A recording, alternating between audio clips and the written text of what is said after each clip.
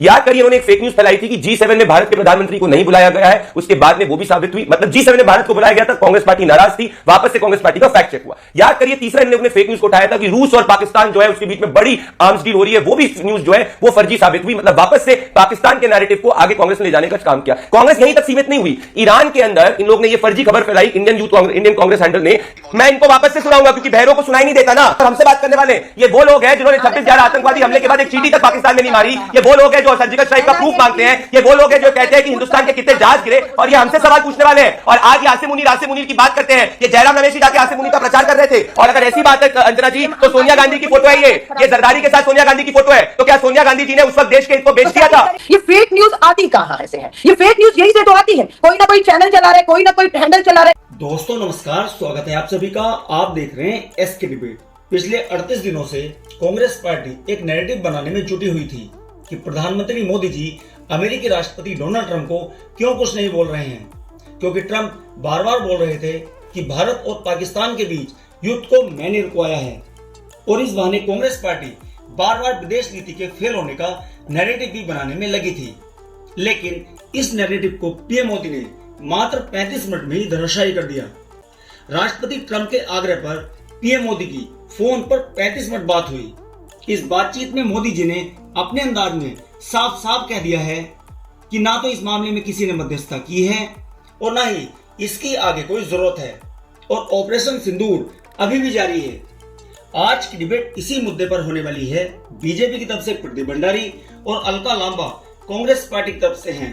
दोस्तों वीडियो शानदार होने वाली है। आपसे अनुरोध है वीडियो को अंत तक जरूर देखें। वीडियो पसंद आए तो लाइक करें, शेयर करें, कमेंट करें और मेरे चैनल को सब्सक्राइब करें। तो दोस्तों मेन डिबेट स्टार्ट करते हैं। चलिए शुरू करते हैं। पाकिस्तान को जब तक पूरे विश्व में हम लोग कसाब को पकड़कर नहीं साबित कर पाए फांसी निकली, तब तक हमने छोड़ा नहीं था। आपने क्या किया? आपने उसे जहाज में पकड़कर घर छोड़कर आए थे। बाइज्जत ये सच है या नहीं है? प्रधानमंत्री जी शपथ लेते हैं, उस पाकिस्तान को बुलाते हैं अपनी शपथ में, फिर 2015 में उनके यहां पहुंच जाते हैं, फिर पठानकोट में ISI को जांच के लिए बुलाते हैं, फिर आपके पहलगांव में हमला होता है और आप पाकिस्तान को कहते हैं कि उनके कहने पर हमने सीज फायर किया, हम ये विराम।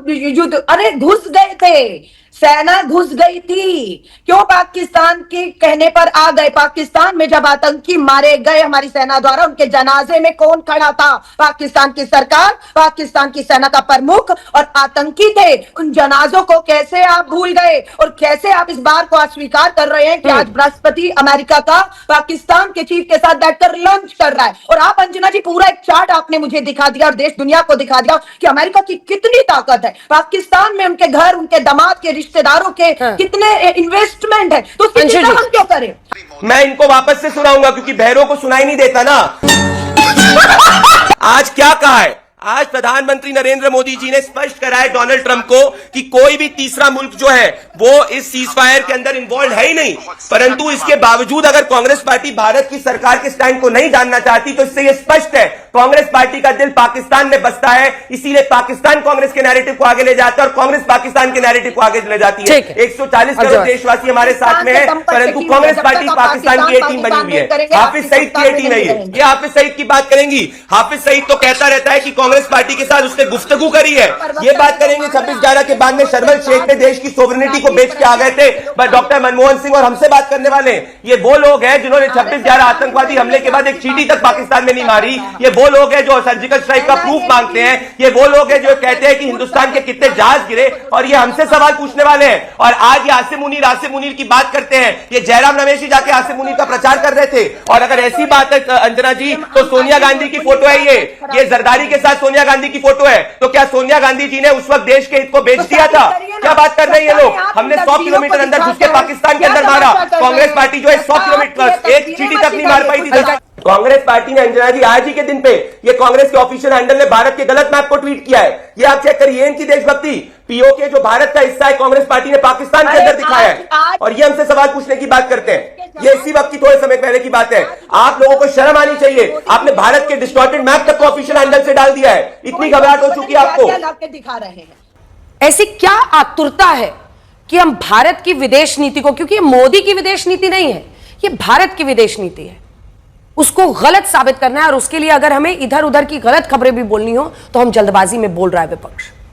आपने कहा फेक न्यूज, हम तो चाहते हैं सर्वदलीय बैठक बुला लीजिए और सच बता दीजिए। हम तो चाहते हैं कि लोकसभा के दोनों सदनों का सत्र बुला लीजिए प्रधानमंत्री जी और सच बता दीजिए। ये फेक न्यूज आती कहां से है? ये फेक न्यूज यही से तो आती है, कोई ना कोई चैनल चला रहे, कोई ना कोई हैंडल चला रहे, कुछ भी। इवन डोनाल्ड ट्रंप बार बार चीख चीख कर 11 बार कह चुके हैं उन्होंने करवाया, उन्होंने सीज फायर कराया। प्रधानमंत्री जी मौन है।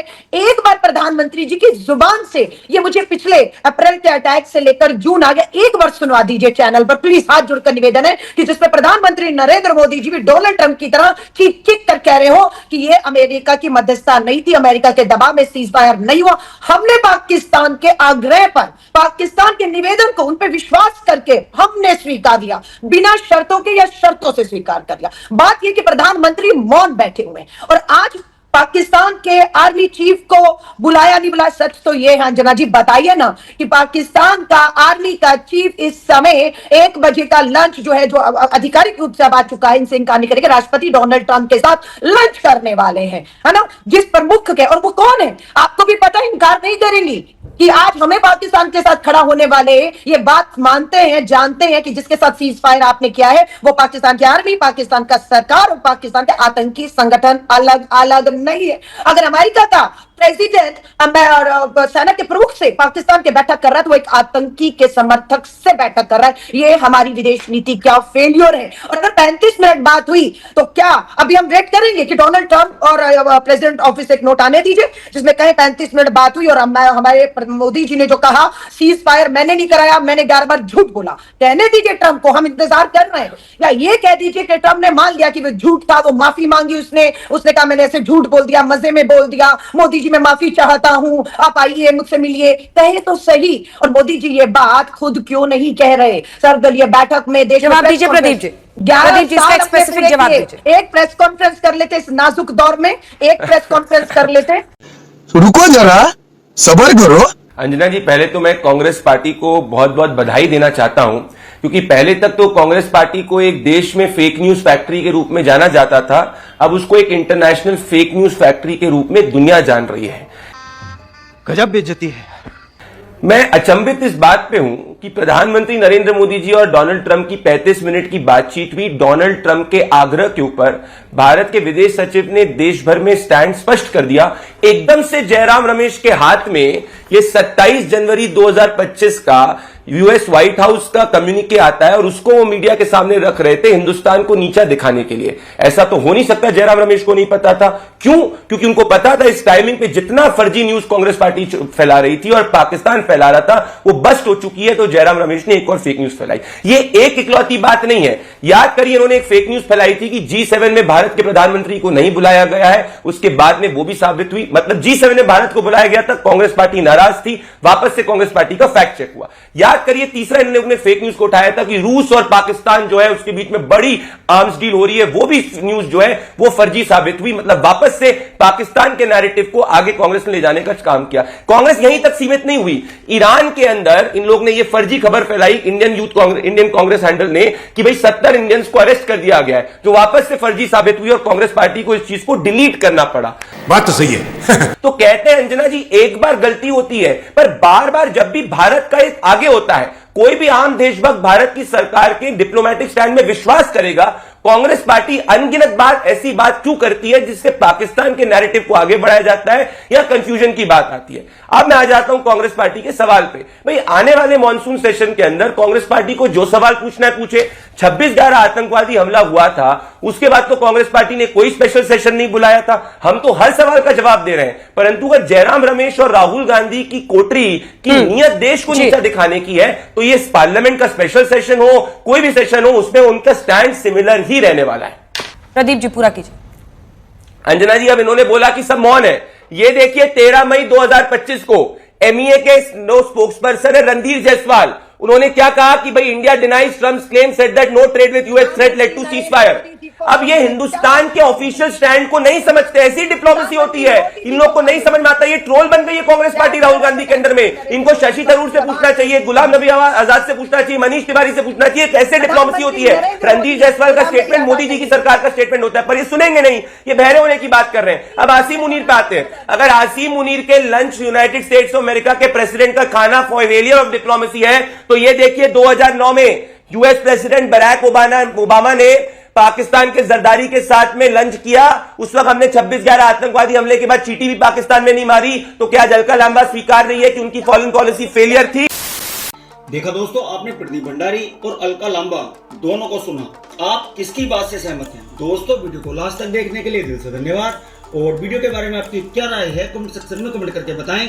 और अगर वीडियो पसंद आई हो तो लाइक करें, शेयर करें, कमेंट करें और मेरे चैनल को सब्सक्राइब करें। तो दोस्तों, मिलते हैं अगली वीडियो में। जय हिंद, वंदे मातरम, जय श्री राम।